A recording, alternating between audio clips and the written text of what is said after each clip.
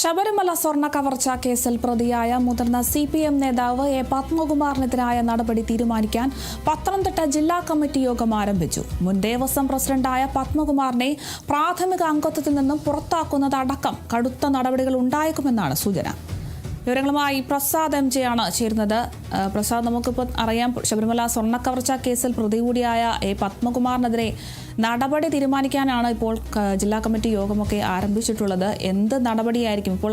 പ്രാഥമിക അംഗത്വത്തിൽ നിന്നും പുറത്താക്കുന്നതടക്കമുള്ള കടുത്ത നടപടികളിലേക്ക് ഉണ്ടായേക്കുമെന്നൊരു സൂചനയൊക്കെ നമുക്ക് ലഭിക്കുന്നുണ്ട്. പക്ഷേ എന്ത് തരം നടപടി എടുക്കാനാണ് സാധ്യത? പ്രത്യേകിച്ച് ഇത്തരത്തിൽ ചില വെളിപ്പെടുത്തലുകളൊക്കെ പത്മകുമാർ നടത്തിയ സ്ഥിതിക്ക് എങ്ങനത്തെ ഒരു നടപടിയായിരിക്കും പത്മകുമാറിനെതിരെ ഇപ്പോൾ ഈ ഒരു യോഗം എടുക്കുക?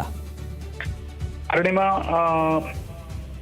മിഥുനമാസ പൂജയ്ക്കായി ശബരിമല നട തുറക്കുകയും ആ തുറക്കുന്ന വേളയിലാണ് ഇന്നലെ SIT വീണ്ടും ശബരിമലയിലെ സ്വർണ്ണപ്പാടിയും കട്ടളപ്പാടിയും വീണ്ടും അന്വേഷണത്തിന്റെ ഭാഗമായി പരിശോധിക്കുന്ന ഭാഗമായി സംഘം എത്തിയ വേളയിലാണ് ശബരിമല സ്വർണ്ണക്കൊള്ള വിഷയം വീണ്ടും നമുക്ക് മാധ്യമങ്ങളിൽ വിവാദം വീണ്ടും സ്ഥാനം പിടിക്കുന്നത്.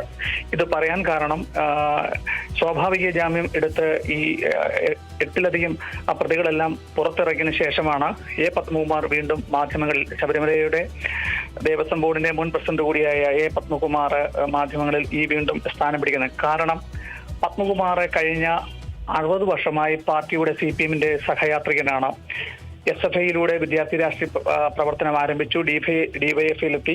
പിന്നെ പാർട്ടിയുടെ CPMന്റെ പത്തനംതിട്ട ജില്ലാ കമ്മിറ്റി അംഗമായി പ്രവർത്തിക്കുകയും അങ്ങനെ നീണ്ട നാളത്തെ ഒരു പ്രവൃത്തി പരിചയത്തിന്റെ അനുഭവ സമ്പത്ത് പാർട്ടിക്കുള്ളിൽ നിന്നുകൊണ്ടാണ് അദ്ദേഹം കോന്നിയുടെ MLA ആയി മാറുന്നത്. തുടർന്ന് തിരുവിതാംകൂർ ദേവസ്വം ബോർഡ് അംഗമായും സഹകരണ ബാങ്കിന്റെ സംസ്ഥാന ചെയർമാനും ഒക്കെയുള്ള നിരവധി പാർട്ടിയുടെ പദവികൾ വഹിച്ച ശേഷമാണ് ശബരിമല സ്ത്രീ പ്രവേശന വിഷയകാലത്ത് പാർട്ടിയുടെ കണ്ണിലെ കരടായി പത്മകുമാർ മാറുന്നത്.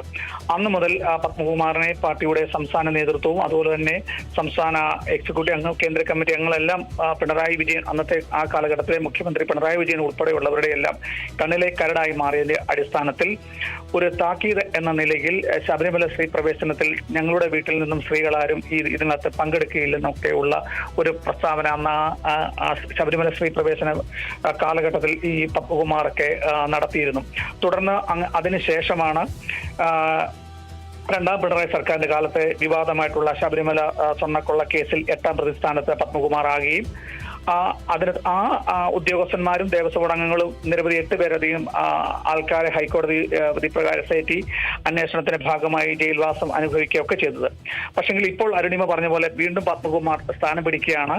പത്മകുമാറുമായി ബന്ധപ്പെട്ടുള്ള ചില സുഹൃത്തുക്കളുടെ സൂചന അനുസരിച്ചാണ് നമുക്കിപ്പോൾ കാരണം കഴിഞ്ഞ ദിവസം മാധ്യമങ്ങൾക്ക് മുമ്പിൽ നിന്നും പത്മകുമാർ പ്രത്യക്ഷപ്പെട്ടെങ്കിലും നമ്മൾക്ക് സ്വകാര്യമായ ചില അടുപ്പത്തിന്റെയൊക്കെ അടിസ്ഥാനത്തിൽ പത്മകുമാർ ഇതുവരെ ആത്മകഥ എഴുതാനുള്ള ഒരു തുടക്കം മാത്രമാണ് അദ്ദേഹം പറഞ്ഞിട്ടുള്ളത്. പക്ഷെങ്കിൽ ആ ആത്മകഥയിൽ തന്റെ 90 ദിവസത്തെ ജയിലിലെ ഓർമ്മകളും അതിനോടൊപ്പം തന്നെ കഴിഞ്ഞ 60 വർഷക്കാലത്തെ പാർട്ടിയിൽ നിന്നും തനിക്ക് നേരിടേണ്ടിവന്നിരുന്ന തിക്ത അനുഭവങ്ങളും ഒപ്പം തന്നെ ശബരിമല സ്വർണ്ണക്കൊള്ളക്കാലത്ത് എന്തൊക്കെയാണ് ആ ശബരിമല പ്രസിഡന്റായിരുന്ന സമയകാലത്ത് എന്തൊക്കെ തരത്തിലുള്ള പ്രവർത്തനങ്ങളാണ് ഈ ആത്മകഥയിൽ ഉൾക്കൊള്ളിച്ചിട്ടുള്ളത്. അതായത് സ്ത്രീ പ്രവേശന നടക്കുന്ന സമയത്ത് അന്നത്തെ ADGP ആയിരുന്ന എ പത്മകുമാറെ, ദേവസ്വം ബോർഡ് പ്രസിഡന്റ് പത്മകുമാറിനെയൊക്കെ ഒരു ഉന്നത കേന്ദ്രം തിരുവനന്തപുരത്തേക്ക് വിളിക്കുകയും ഓരോ ശബരിമല തുറക്കുന്ന മാസപൂജയ്ക്ക് തുറക്കുന്ന വേളയിൽ സ്ത്രീകളെ അവിടെ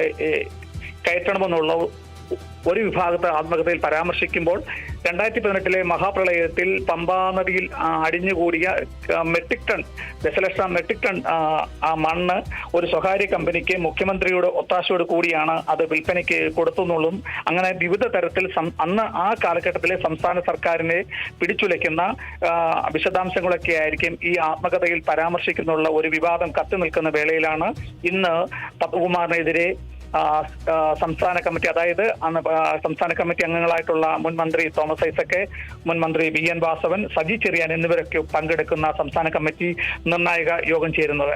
ഇന്ന് അച്ചടക്കത്തിന്റെ ഭാഗമായി ഒന്നുകിൽ പത്മകുമാർ പാർട്ടിയിൽ നിന്നും പുറത്താകുകയോ അതല്ലെങ്കിൽ എന്തെങ്കിലും താക്കീത് നൽകുകയോ അല്ലെങ്കിൽ ഉഗ്രശാസ്ത്ര നൽകുകയോ വിവിധ തരത്തിലുള്ള പാർട്ടിയുടെ അച്ചടക്ക നടപടികളാണ് നമുക്ക് ഉച്ചയ്ക്ക് ശേഷം മാധ്യമങ്ങളോട് സംസാരിക്കാവുന്ന ജില്ലാ സെക്രട്ടറി കൂടിയായ രാജു ഇബ്രഹാം നമ്മോട് പറഞ്ഞിട്ടുള്ളത്. പറഞ്ഞിട്ടുള്ളത്. പക്ഷേ എങ്കിലും പത്മകുമാർ പാർട്ടിയിൽ നിന്നും പുറത്തു പോവുകയാണെങ്കിൽ ഈ പരാജയത്തിന്റെ ഈ കഴിഞ്ഞ നിയമസഭാ തെരഞ്ഞെടുപ്പിൽ പരാജയം ഏറ്റുവാങ്ങിയിട്ടുള്ള LDF-നെയും അല്ലെങ്കിൽ CPM-നെയും ഒരിക്കൽ കൂടി ഈ ദുരിതത്തിൽ അതെങ്കിൽ പിടിച്ചുലയ്ക്കുന്ന തരത്തിലുള്ള ഒരു പ്രതികരണമായിരിക്കും പത്മകുമാറിൽ നിന്ന് നമുക്ക് പ്രതീക്ഷിക്കാൻ കഴിയുന്നത്. അരുണിമ.